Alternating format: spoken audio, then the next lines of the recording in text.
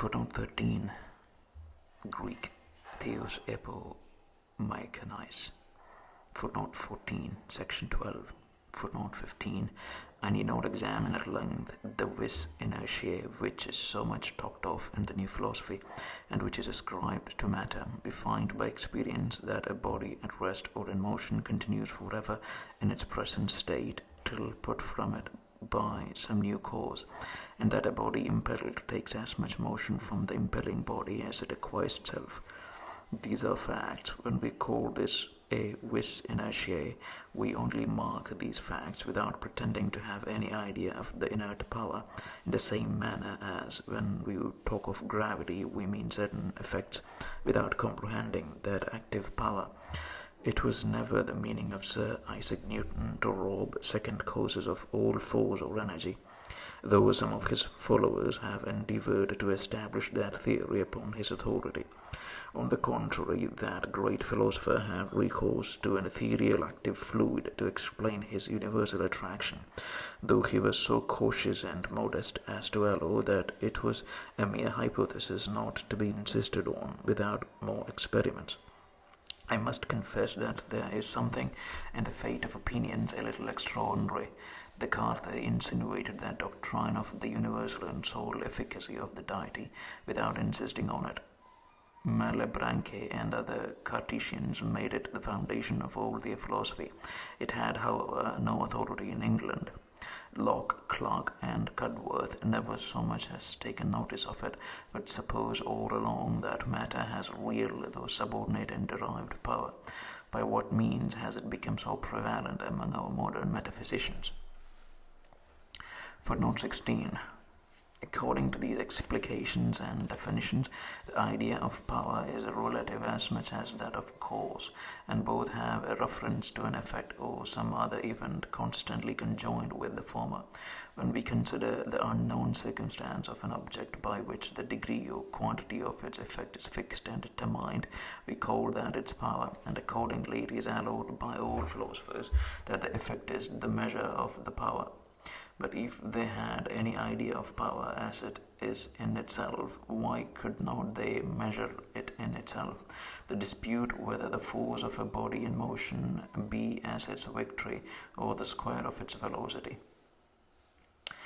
This dispute, I say, need not be decided by comparing its effects in equal or unequal times, but by a direct mensuration and comparison.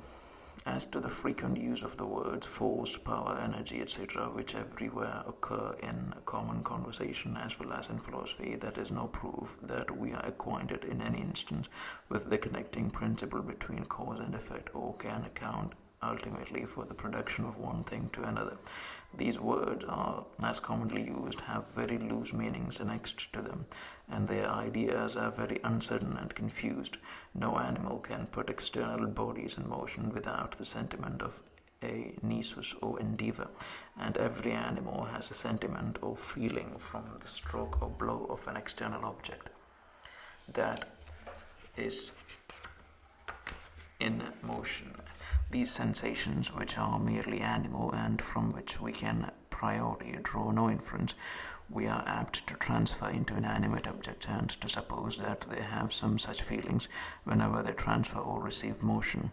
With regard to energies which are exerted without our annexing to them any idea of communicated motion, we consider only the constant experienced conjunction of the events, and as we feel a customary connection between the ideas, we transfer that feeling to the objects, as nothing is more usual than to apply to external bodies every internal sensation which they occasion. Footnote 17. The prevalence of the doctrine of liberty may be accounted for from another cause, viz. A false sensation or seeming experience which we have or may have of liberty or indifference in many of our actions. The necessity of any action, whether of matter or of mind, is not, properly speaking, a quality in the agent, but in any thinking or intelligent being who may consider the action, and it consists chiefly in the determination of his thoughts to infer the existence of that action from some preceding objects, as liberty, when opposed to necessity, is nothing but the want of that determination and a certain looseness certain looseness or indifference which we feel in passing or not passing from the idea of one object to that of any succeeding one. No, we may observe that though in reflecting on human actions we seldom feel such a looseness or indifference, but are commonly able to infer them with considerable certainty from their motives and from the dispositions of the agent. Yet it frequently happens that in performing the actions themselves we are sensible or something like it, and as all resembling objects are readily taken for each other, this has been employed as a demonstrative and even intuitive proof of human liberty.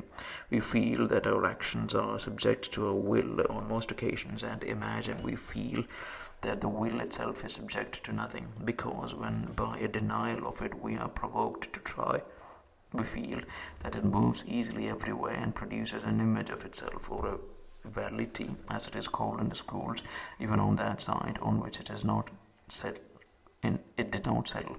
This image of faint motion, we persuade ourselves, could at that time have been completed into the thing itself, because should that be denied, we find upon a second trial that at present it can.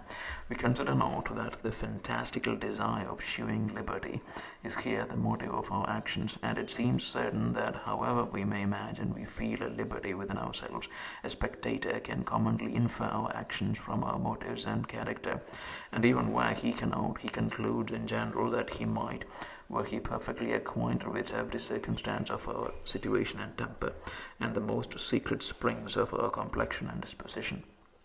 Now, this is the very essence of necessity according to the foregoing doctrine. Footnote 18. Thus, if a cause be defined, that which produces anything, it is easy to observe that producing is synonymous to causing. In like manner, if a cause be defined, that by which anything exists, this is liable to the same objection. For what is meant by these words, by which, had it been said that a cause is that after which anything constantly exists, we should have understood the terms, for this is indeed all we know of the matter, and this constancy forms the very essence of necessity, nor have we any other idea of it. Footnote 19. Since all reasonings concerning facts or causes is derived merely from custom, it may be asked how it happens that men so much surpass animals in reasoning, and one man so much surpasses another. Has not the same custom the same influence on all? We shall here endeavour briefly to explain the great difference in human understandings, after which the reason of the difference between men and animals will easily be comprehended. When we have lived any time and have been accustomed to the uniformity of nature, we acquire a general habit by which we always transfer the known to the unknown and conceive the latter to resemble the former. By means of this general habitual principle, we regard even one experiment as the foundation of reasoning, and expect a similar event with some degree of certainty where the experiment has been made accurately and free from all foreign circumstances.